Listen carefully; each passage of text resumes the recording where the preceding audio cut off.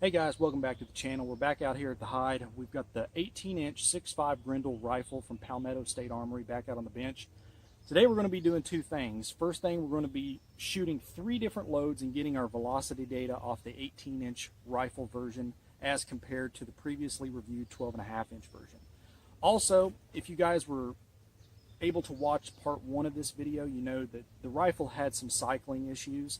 This rifle did end up going back to Palmetto for repair, and they have since sent it back. As you can tell, we've got it back out here with us today. It was a very seamless process. They insisted to get it back and give them a chance to make it right, and I have no problem with the manufacturer doing that, own up to their mistakes and willing to take care of you. They paid for the shipping. All I had to do was put it in a box and put it in the mail, so I don't have an issue with doing that. The price point of their rifles and their other parts, I mean, you know, they're not all going to be perfect, fellas. I mean, you got to live in the real world. They're trying to hit a market that can service a lot of different shooters, and I like that. I like their product, so I'm willing to give the manufacturer the benefit of the doubt and see what we can come up with. But we've got 3 different loads. We've got the Hornady Black, the Federal Premium, and the Wolf. And as you guys remember the last time, I didn't even put the Wolf on camera because it would not cycle it at all. The Federal Gold Medal Match had some really bad cycling issues itself. The Hornady Black did cycle. I would assume that it should cycle fine now. We've got a known good magazine here. Now, I know that the big thing with Grendel is your magazines as it compares to reliability, and I totally agree. Some of them can be very finicky, but this magazine here I know shoots well in everything that I have as far as Grendel goes. I've got another 18-inch rifle that it functions flawless, as well as that 12.5-inch pistol from Palmetto. It also functions flawless. So if we have any cycling issues today, I know it's not the mag, fellas, because it works in all my other guns. So we're going to take 5 shots of each of these loads, and we're going to see what kind of velocity data we can get and kind of go from there. But we're going to start off with the Hornady Black. And as you guys remember, this stuff did well in initial testing as far as reliability. So I'm anxious to see what it's going to do for us here. I have no doubt that it's probably going to do just fine. I know this is a staple load for most everybody. It's a cost-effective round, and it's pretty darn accurate too. So we'll get some velocity numbers here for you guys and kind of see how it does. But all right, our first one up. Okay, first shot.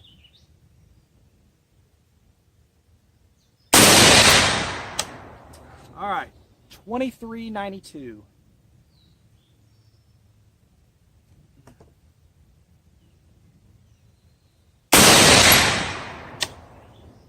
$24.05.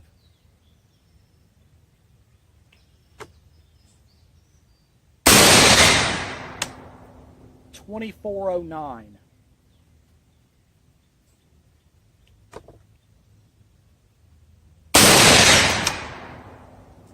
$23.80. Final shot. We've got 25.17. Wow. Wow. That is a heck of a spread, fellas. Heck of a spread. All right. I don't really like that at all. That stuff shoots pretty darn accurate, too, to have that much of a variance. All right, let's try 5 of the Federal Burgers here. And again, this is the one load that kind of gave us some fits the last time, fellas. So kind of interested to see what this is going to do. All right, let's see here. Let's try 5 of these.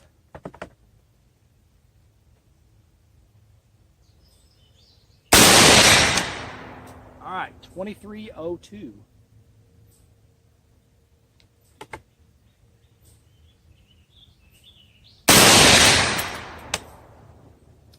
$22.85.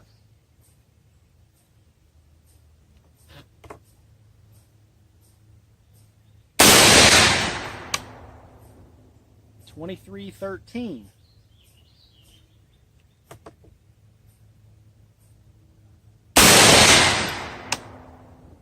$23.45. Final shot. Oh. Short stroke that one, fellas. And $22.73. Now, I can say, after shooting that load as compared to that Hornady Black, it is definitely less powerful, as you can tell by some of the velocity numbers there. So, very interesting. But aside from that last round, it did cycle. So, now the one I know everybody's been waiting for. Let's try 5 of the Wolf. 100 grain FMJ. And if you remember back to the previous velocity test with the pistol, we had the lowest SD value with that ammo, believe it or not, which is very, very odd, because as a general rule, this stuff doesn't group very well, but it's a great load to just plink around with and just shoot and have fun. So it's nice when a rifle will reliably cycle it, as that pistol does. So let's try 5 of these.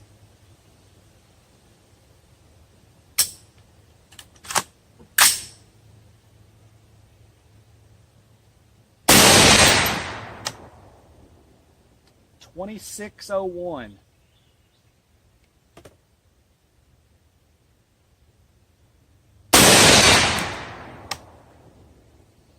$26.06.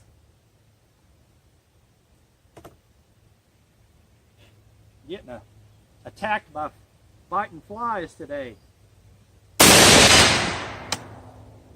$26.17.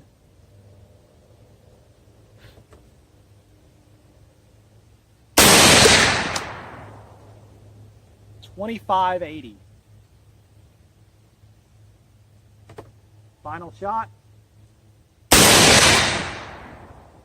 $26.29. And 100% functional. Can't beat that, fellas. Like I said, that Federal Premium, I mean, it is a match load. So most of your true match loads are going to be a little less on the velocity side. I mean, I get that. But I tell you, about every rifle that I have, with the exception of that Palmetto State Armory pistol in Grendel, I've had reliability issues with this Federal Premium with the 130 grain Berger. I mean, take that for what you want. It is just my data point. Other than just showing you guys the velocity data and some of the groups as far as it goes, I really don't have any intentions on buying any more of that stuff.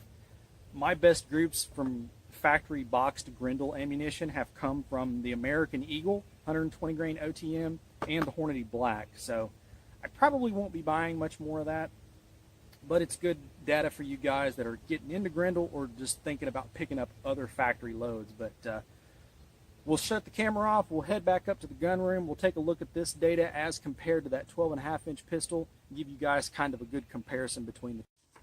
All right, guys, we're back in the gun room. We've got the data collated here and figured up, and we're going to compare the Grendel pistol versus the Grendel rifle. So how much of a difference does 6 inches make? And yes, I know that's what she said.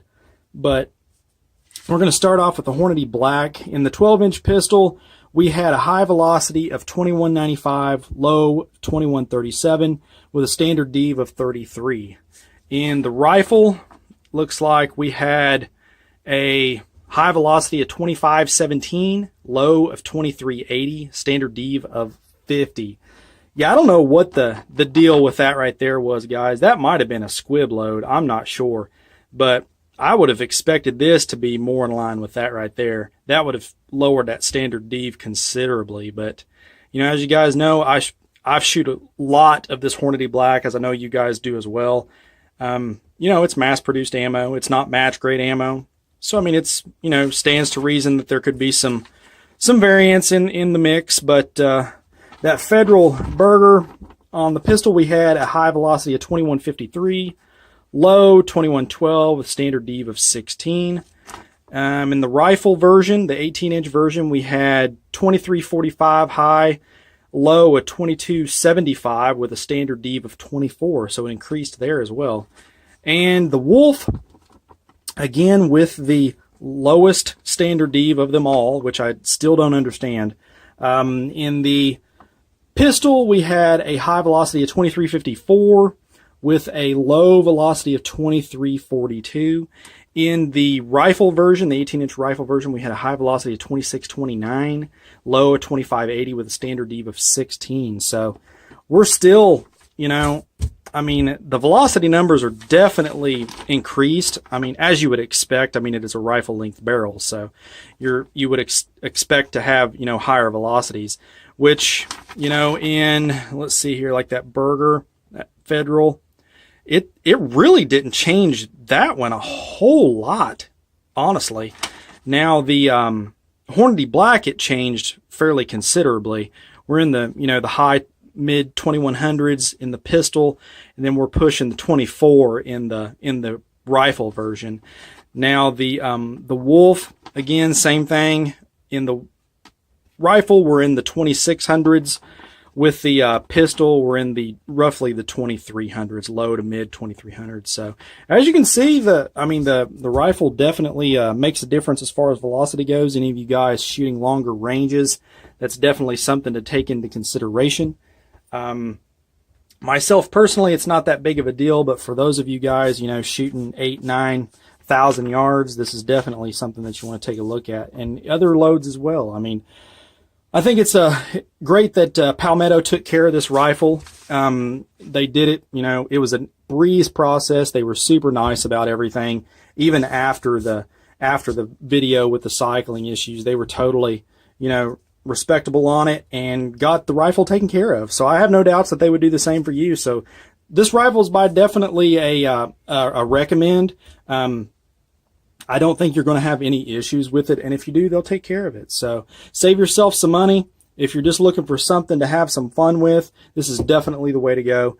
And like I said, guys, if you got any questions on this or any of the other stuff on the channel, feel free to post it up. Always glad to help. Hit us up on the Facebook page. It's real easy to get in touch with me there. And as always, shoot straight. Later.